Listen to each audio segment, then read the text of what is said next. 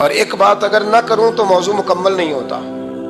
میرے نبی کریم علیہ السلام نے ایک دن صحابہ سے پوچھا، بتاؤ بہترین عورت کون سی ہوتی ہے؟ کون ہوتی ہے؟ آکسفورڈ کی پڑھی ہوئی جی، پنجاب یونیورسٹی جس نے ایم فل کا مقالہ لکھا ہو، پی ایچ ڈی ہو جس نے پی ایچ ڈی کی ہو نمل یونیورسٹی سے، ایک کراچی یونیورسٹی کی ڈگری ہولڈر ہو، کہ باہر سے ایم بی بی ایس کر کے آئی ہو، کون افضل ہوتی ہے؟ کہ یا جو اچھی گفتگو کرے، نماز پڑھے، عبادت کرے، وہ افضل؟ کوئی تو ایسی وجہ ہوگی نا۔ صحابہ سے حضور نے سوال پوچھا تو صحابہ نے بھی مختلف جوابات دیے۔ کسی نے کہا حضور پنجگانہ نماز پڑھنے والی، اور میں بات تمہاری ٹھیک ہے پر تم میری مراد کو نہیں پہنچے۔ ایک نے کہا یا رسول اللہ صلی اللہ علیہ وسلم پردہ کرنے والی، فرمایا بات تمہاری ٹھیک ہے پر تم میری مراد کو نہیں پہنچے۔ ایک نے کہا حضور با پردہ عورت، فرمایا بات تمہاری ٹھیک ہے پر تم میری مراد کو۔ حضرت علی کہتے ہیں بیٹھا میں بھی تھا بیچ، لیکن میں بھی مراد کو سمجھ نہیں پا رہا تھا، حالانکہ شہر علم کے دروازے کا نام مولا علی ہے۔ فرماتے ہیں اس وقت اللہ کی حکمت تھی کہ جواب کوئی اور دے، تو حضرت علی کہتے ہیں قد بھی میرا چھوٹا تھا، بیٹھا بھی میں پیچھے تھا، تو تھوڑی گردن اور جھکا کے نا تو میں نکل گیا اور فاطمہ کے حجرے میں پہنچ گیا۔ تو میں نے کہا فاطمہ حضور نے ایک سوال پوچھا ہے تو صحابہ جواب دے رہے ہیں، پر حضور کہتے ہیں تم میری مراد کو نہیں پہنچے، ذرا جلدی سے جواب نہیں دیتی؟ تو خاتون جنت داس پڑی، فرمانے لگی میں جواب دوں؟ آپ کو بھی کہا ہاں دیں جواب کا کیا؟ فرمانے لگے بتاؤ سب سے بہترین عورت دنیا کی کون سی، سب سے بہترین؟ تو جناب فاطمہ کہنے لگی سادہ سا جواب تھا، آپ لوگوں کو آیا کیوں نہیں؟ کہا چلو بتاؤ۔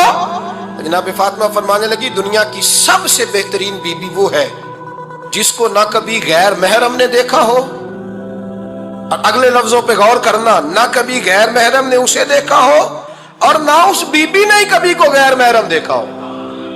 یہ کوئی پردہ نہیں کہ بی بی کہتی ہے جناب میں تو چہرہ ڈھام کے نکلی تھی، باقی میں دکاندار سب سے بات چیت کر آئی، سب کے چہرے دیکھ آئی۔ حضرت فاطمہ نے بتایا کہ تیری آنکھوں کا بھی پردہ ہے، اور وہ روایت وہاں الگ موجود ہے کہ حضور نے حضرت عائشہ صدیقہ ام سلمہ سے کہا کہ عبداللہ ابن مکتوم نابینا ہے تو پردہ کرو، تو یہ نابینا اس سے پہلے، سیرت نگاروں نے لکھا ہے کہ ایک دن یہ اس سے پہلے حضرت فاطمہ کے گھر چلے گئے حضور کے ساتھ، تو نبی کریم علیہ السلام نے جب ان کو لے کے حضور داخل ہوئے تو جناب فاطمہ نے آنکھیں جھکا لی، پردہ کر لیا۔ تو حضور نے فرمایا بیٹی وہ تو نابینا ہے، تو عرض کرنے لگی حضور مجھے تو نظر آ رہا ہے نا۔ یعنی حضور نے جو ازواج کو کہا وہ بات کی، جناب فاطمہ کا جو انداز ہے وہ نرالا ہے۔ تو حضرت علی کہتے ہیں جناب فاطمہ نے جواب دیا کہ بہترین عورت وہ جسے نہ کبھی غیر محرم دیکھا ہو اور نہ غیر محرم نے کبھی، وہ بی بی نے بھی کبھی غیر محرم بندہ نہ دیکھا ہو، دیکھا ہی نہ ہو اس نے۔ یہ پوائنٹ ذرا مشکل ہے، سمجھنے والا ہے۔ تو حضرت علی کہتے ہیں میں وہاں سے گردن جھکائی اور بیچ آ کے بیٹھ گیا، بات ابھی جاری تھی۔ حضور نے فرمایا آتا ہے کسی کو جواب؟ تو کہتے ہیں میں نے ہاتھ کھڑا کیا، میں نے کو حضور آتا ہے، تو حضور مسکرا پڑے، فرمایا چل بتا۔ میں نے عرض کی حضور بہترین عورت وہ ہے کہ نہ کبھی اسے غیر محرم نے دیکھا ہو نہ اس نے کبھی غیر محرم دیکھا ہو۔ تو حضرت علی کہتے ہیں شاباش مجھے ملنی چاہیے تھی نا۔ حضور مسکرا پڑے، کہنے لگے میں نے تو پہلے ہی کہا ہے فاطمہ تو بضعۃ منی، فاطمہ میرے جگر کا ٹکڑا ہے، میں نے تو بڑا پہلے کہہ دیا ہے۔ تو کہتے ہیں صحابہ میری طرف دیکھنے لگے کہ یہ تو تعریف فاطمہ کی ہونے لگ گئی ہے۔ تو میں نے کہا کیا کریں؟ اس محبوب کو بتایا ہے جس کے لیے اللہ نے کوئی پردہ رکھا ہی نہیں، سارے پردے کھول دیے۔ حضرت فاطمہ کے وصال کا وقت آیا، انتقال کا، تو حضرت اسماء بنت امیس کو بلایا اور بلا کے فرمانے لگی تو مجھے غسل دینا اور سوائے میرے شوہر مولا علی کے کسی اور سے مدد بھی نہ لینا۔ اور فرمانے لگی میں نے حبشہ کے بارے میں سنا ہے کہ وہاں جب بیویوں کا جنازہ اٹھتا تھا تو وہ لوگ چارپائی کے اوپر یوں کر کے اس طرح کر کے لکڑیاں لگاتے تھے، نیچے باندھ لیتے تھے اور لکڑی میں لچک ہو تو اوپر جا کے پھر اس کو باندھ دیتے تھے تو پردہ بن جاتا تھا۔ فرمایا میں نے علی کو بتا دیا ہے، تمہیں بھی بتا رہی ہوں، جنازہ میرا رات کو اٹھانا اور لکڑیاں لگا کے نا تو اوپر پردہ کر لینا، میرے وجود پر پڑی ہوئی چادر پر بھی کسی کی نظر نہیں پڑنی چاہیے۔ رات کو جنازہ اٹھانا اور رات کو مجھے دفن کر دینا۔ مدینہ منورہ میں حضور کے وصال ظاہری کے 6 ماہ بعد جناب فاطمہ الزہرا کا جنازہ اٹھا، تو مسجد نبوی شریف سے ایک شخص اپنی داڑھی آنسوؤں سے بھگوتا ہوا نکلا، تو حضرت ابوبکر صدیق نے کھڑا کر کے پوچھا क्यों नबी पाक के चचा अब्बास रोते क्यों हो? हजरत अब्बास कहने लगे पहले हुजूर गए थे, अब नबी पाक की तस्वीर भी चली गई। क्या हुआ? का जनाब फातिमा का विसाल हुआ। फिर से एक दफा मदीने में रात आई, फिर से शाम हुई, फिर से जनाजा उठा। शेर खुदा अली उल मुर्तजा रदी अल्लाह ताला अन्हु ने, हजरत अब्बास ने, हजरत कुसुमुद्दीन अब्बास ने, हजरत अब्दुल्लाह इब्न अब्बास ने तदफीन से फारिग हुए। एक रवायत है कि हजरत अब्बास ने जनाजा पढ़ाया और एक मुस्तनद रवायत है कि हजरत अबू बकर सिद्दीक ने जनाजा पढ़ाया। और जब जनाजा पढ़ा करके बाहर निकले तो हजरत अली शेर खुदा की आंखों में आंसू थे। इतने काली रोते क्यों हो? मानने लगे सिर्फ फातिमा नहीं गई, मुस्तफ़ा करीम की उम्मत के लिए दुआएं करने वाला एक बड़ा हाथ रुखसत हुआ है।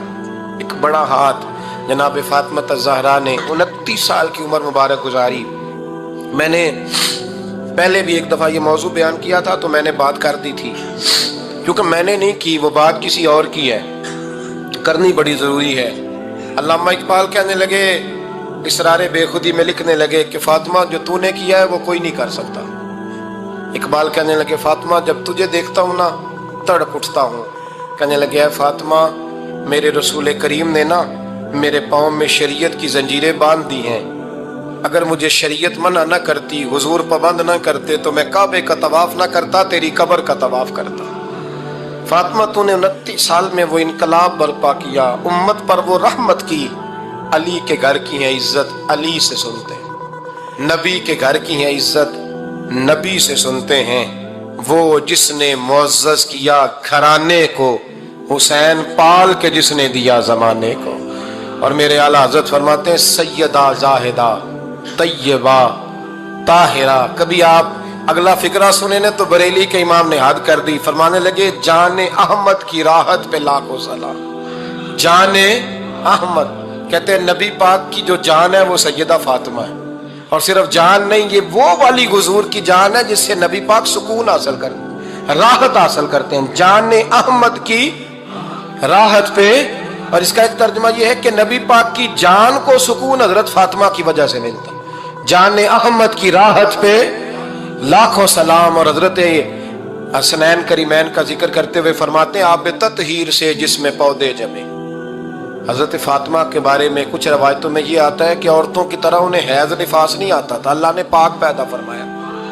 और मौला अली तो पहले ही पाक है, तो फरमाते हैं ये जो बच्चे हुए ना ये आप ततहीर से जिसमें पौधे जमे।